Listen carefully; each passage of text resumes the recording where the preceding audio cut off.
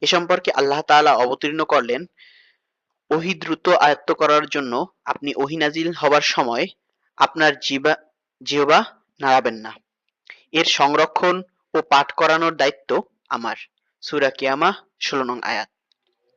ইবনু আব্বাস রাদিয়াল্লাহু তাআলা আনহু বলেন, এর অর্থ হলো তোমার অন্তরে তা হেফাজত করা এবং তোমার দ্বারা তা পাঠ করানো।